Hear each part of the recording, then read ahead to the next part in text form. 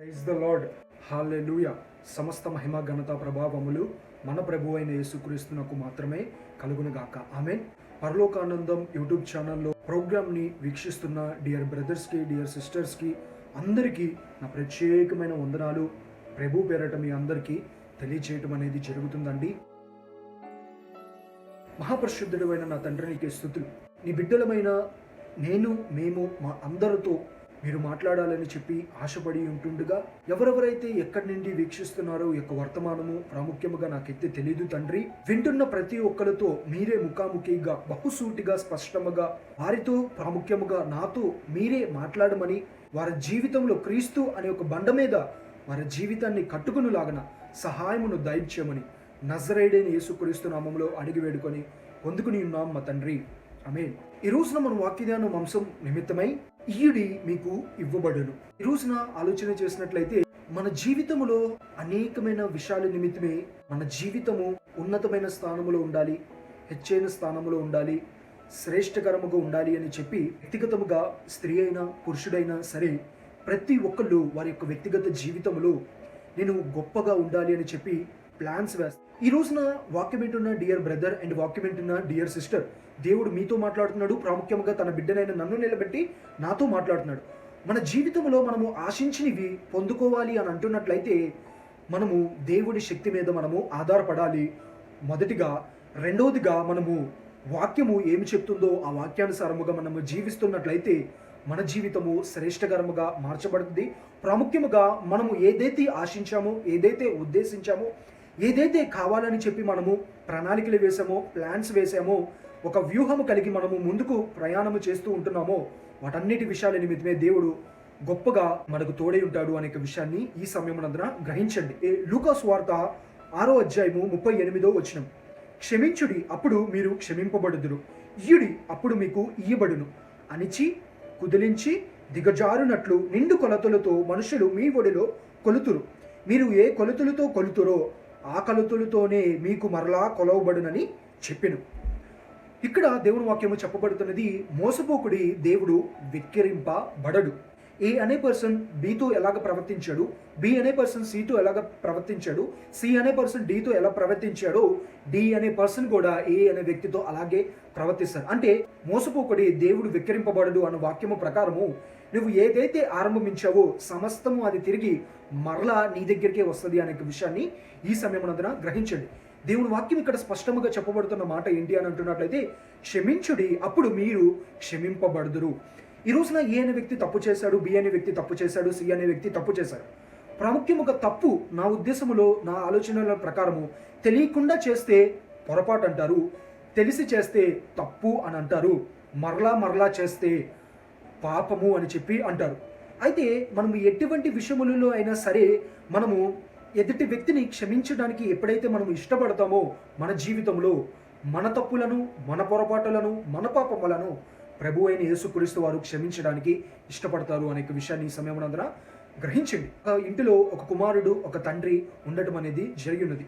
ఈ తండ్రి తన జీవితంలో తన కుమారుడిని బాగా చూసుకోవాలి అని చెప్పి ఆ కుమారుడిని చూసుకుంటూ 3 పూట్ల సమస్తమైన ఆహారమును ఇస్తూ సమస్తము అన్నిటినీ చేసుకుంటూ వచ్చి ఉన్నాడు. కుమారుడికేమో ఒక మంచి ప్లేట్లో ఆహారము పెట్టి ఉన్నాడు, తనకు మంచి ప్లేట్లో ఆహారము పెట్టుకుని ఉన్నాడు.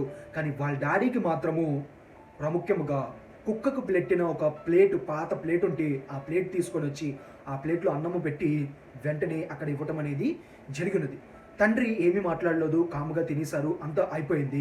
నెక్స్ట్ ఆ తండ్రి తినేసిన ఆ ప్లేట్ని ఈ కుమారుడు అంటే తాతగారి యొక్క మనవుడు తీసుకుని వెళ్ళి దాచుకుంటున్నాడు.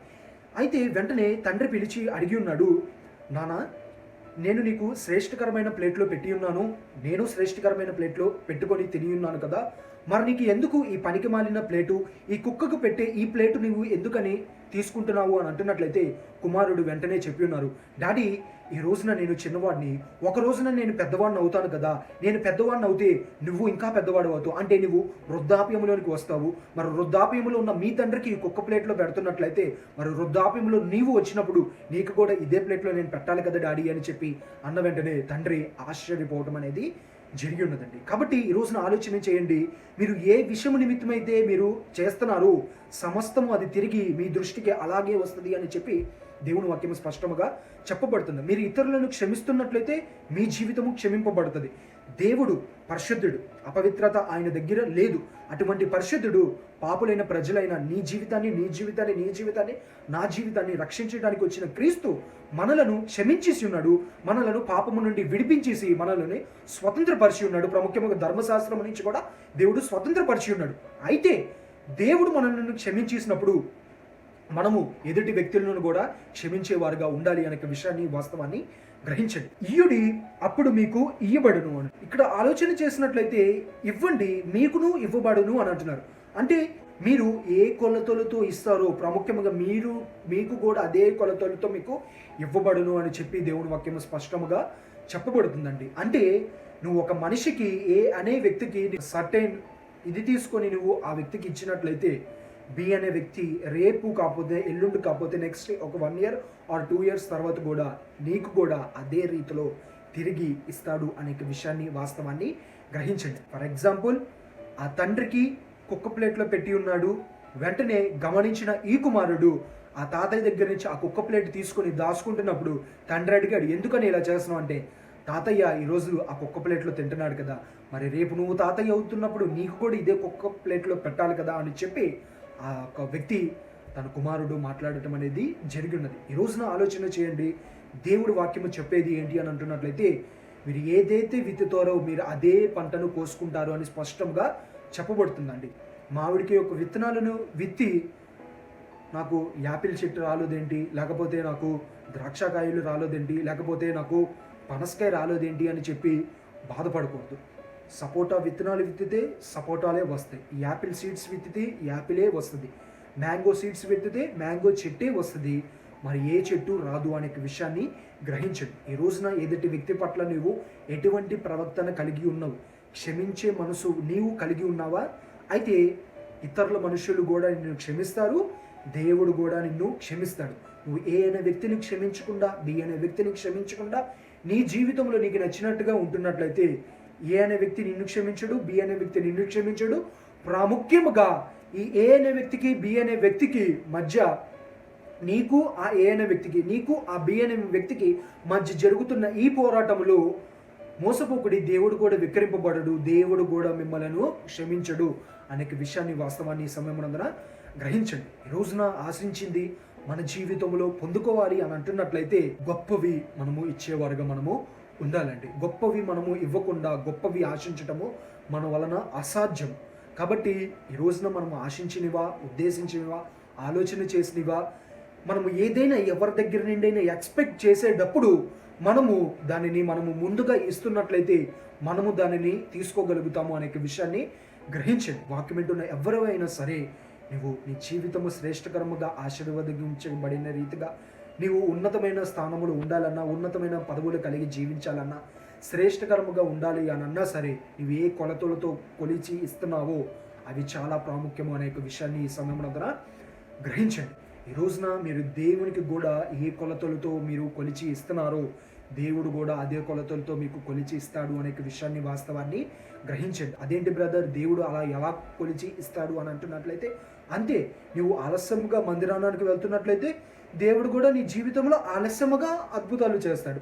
నీవు దేవుడిని సనుక్కుంటూ, గొనుక్కుంటూ, ఇసుక్కుంటూ దేవుడిని స్తుతిస్తున్నట్లయితే దేవుడు కూడా సనుక్కుంటూ, గొనుక్కుంటూ, ఇసుక్కుంటూనే నీ జీవితంలో ఆశ్చర్యమైన కార్యాలు చేస్తాడు. లేదు, నీవు దేవునికి మొదటి స్థానం ఇచ్చి దేవుని మందిరంలో నీవు టైం అంటే ముందుగానే నీవు ఉంటున్నట్లయితే దేవుడు కూడా అందరినీ పక్కన పెట్టి ఈయన నా ప్రియ కుమారుడు, ఈయన యందు నేను సంతోషిస్తున్నాను అని చెప్పి దేవుడు కూడా అందరినీ పక్కన పెట్టి నీ దగ్గరికి రావటం అనేది జరుగుతుంది అనే విషయాన్ని సమయమునందున గ్రహించండి. ఒక భక్తుడు ఇలా అంటున్నాడు, attempt great things to God and expect great things from God. అంటే గొప్పవి దేవుని కొరకు చేయండి, ప్రాముఖ్యముగా గొప్ప కార్యాలు ఆయన దగ్గర నుండి ఆశించండి అని చెప్పబడుతుంది. అంటే మనం దేవునికి ఇంక ఉన్నతముగా ఇవ్వలేము కదా బ్రదర్. అంటే నీ జీవితాన్ని ఆయనకి ఇచ్చే, నీ సమయాన్ని ఆయనకి ఇచ్చే, నీ సర్వ శరీరము మీద ఆయనకు అధికారముగా ఒప్పేసుకో, సమస్తము దేవుడు నీకు అనుగ్రహిస్తాడు అనే విషయాన్ని ఈ సమయమునందున ప్రతి ఒక్కళ్ళు గ్రహించండి. ఈ రోజున నీవు ఏ కొలతలతో అయితే కొలిచి ఇస్తున్నావు అది మనుషులకైనా దేవుడికైనా తిరిగి నీవు అదే పొందుకుంటావు అనే విషయాన్ని, వాస్తవాన్ని గ్రహించండి. ఈ రోజున ఆలోచన చేసినట్లయితే యూదా ఇస్కరియోతు తన జీవితంలో ఏ కొలతలతో కొలిచి దేవునికి ఇచ్చాడో దేవుడు గ్రహించి ఉన్నాడు. ప్రాముఖ్యంగా దేవుడేమి ఏ రోజు విడిచిపెట్టలేదు, నాశనమైపోవాలని చెప్పి కోరుకోలేదు. అయినప్పటికీ కృపగల దేవుడు, ప్రేమగల దేవుడు కాబట్టి ఇవ్వకపోయినా శ్రేష్టకరమైనవే ఆయన ఇచ్చి ఉన్నాడు. ప్రాముఖ్యంగా ఇవే శ్రేష్టకరము అని చెప్పి ఆయన గ్రహించి యూదా ఇస్కరియోతు మరణించడం అనేది జరిగినది. దానియేలుని మనం చూస్తున్నట్లయితే ముమ్మారు 3 సార్లు, అంటే రోజుకి 3 టైమ్స్, పొద్దున్న మధ్యాహ్నం రాత్రి ప్రతిసారి మోకరించి దేవునికి కృతజ్ఞతాస్తుతులు చెల్లిస్తూ ప్రార్థన చేసి ఉన్నాడు. దేవుడు దానియేలుని ఉన్నతముగా, అత్యున్నతముగా, మహా ఉన్నతముగా దేవుడు దానియేలుని దీవించాడు అనే విషయాన్ని ఈ సమయం మనందరం ప్రతి ఒక్కళ్ళు గ్రహించండి. కాబట్టి దేవునికి మంచి ఇవ్వండి, దేవునికి మంచి కార్యాలను తలబెట్టండి. సమస్తము దేవుడే మీ జీవితంలో గొప్ప కార్యాలను జరిగిస్తాడు. ప్రాముఖ్యముగా గ్రహించండి, మోసపోకుడి, దేవుడు విక్రింపబడడు. ఎదుటి వ్యక్తి పట్ల నీ ప్రవక్తన ఎట్లాగైతే ఉందో ఎదుటి వ్యక్తి దగ్గర నుంచి నీవు అదే ప్రవక్తనను కూడా నీవు స్వీకరిస్తావు అనే విషయాన్ని గ్రహించండి. గాయపరిచావా, గాయపరచబడతావు. మోసము చేసావా, మోసపోతావు. అన్యాయం చేసావా, నష్టమైపోతావు. కాబట్టి లేదు, నీతి కార్యాన్ని జరిగించావా, నీతిని స్వతంత్రించుకుంటావు. సహాయము చేసి ఉన్నావా, నీకు కూడా సహాయము అందుతుంది. ఇతరులకి నీవు తోడుగా నిలబడి ఉన్నావా, దేవుడు నీ పట్ల కూడా తోడుగా ఉండి నిలబడతాడు అనే విషయాన్ని ఈ సమయం అందరూ గ్రహించండి. కాబట్టి మర్చిపోమకండి, దేవుడు తప్పనిసరిగా మీ జీవితంలో ఒక గొప్ప కార్యాన్ని జరిగిస్తాడు అనే విషయాన్ని ఈ సమయం అందరూ గ్రహించండి. ఇక్కడ దేవుడు చెప్పే మాట ప్రాముఖ్యంగా క్షమాపణ గురించి.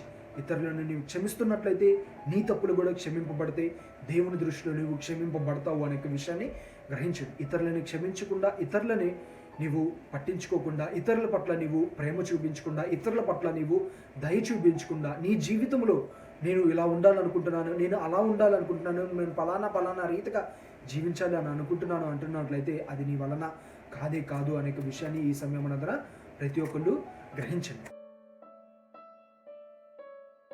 మహాపరిశుద్ధుడైన నా తండ్రి నీకు స్తుతులు. మాతో మా అందరితో మీరే బహుసూటిగా స్పష్టంగా మాట్లాడిన విధానం బట్టి నీకు వందనాలు నాయన. క్షమించుడి, మీకు క్షమింపబడును, ఇయ్యుడి, మీకు ఇవ్వబడును. ప్రతి ఒక్కళ్ళు తోటి వ్యక్తి పట్ల మంచి సహవాసము, మంచి నడవడిక కలిగి జీవించలాగిన కృపని దయచేయమని, attempt great things to God and expect great things from God. గొప్ప కార్యాలు క్రీస్తు కొరకు తలబెట్టండి. ప్రాముఖ్యముగా గొప్ప కార్యాలను ఆయన దగ్గర నుండి మీరు ఆశించండి అన్న రీతిగా నాయన మా జీవితంలో శ్రేష్టకరమైనవి నీకు ఇచ్చేలాగన, శ్రేష్టకరమైన ఆటలతో నిన్ను మహిమపరిచి, నిన్ను గణపరిచి మా జీవితాన్ని, మా సమయాన్ని నీ కొరకు ఖర్చు పెట్టే రీతిగా మేమందరము ఉండులాగన, ప్రాముఖ్యముగా నీ దీవెనలు, నీ ఆశీర్వాదాలు మేము పొందుకునేలాగన, మేము ఆశించినవన్నీ మా జీవితంలో పొందుకోవాలంటున్నట్లయితే నీకు ఇష్టానుసారముగా, నీ వాక్యానుసారముగా మేము నడుచుకోవాలని తండ్రి మా అందరితో మాట్లాడిన విధానం బట్టి నీకే కృతజ్ఞతాస్తుతులు చెల్లించుకుంటూ ప్రతి ఒక్కళ్ళు వారి జీవితంలో వాక్యానుసారముగా జీవించే కృపని దయచేయమని నజరేయుడైన యేసుక్రీస్తు నామములో అడిగి వేడుకొని పొందుకుని ఉన్నాం మా తండ్రి, ఆమేన్. వాక్యమైన అందరికీ నా ప్రత్యేకమైన వందనాలు తెలియజేస్తున్నానండి.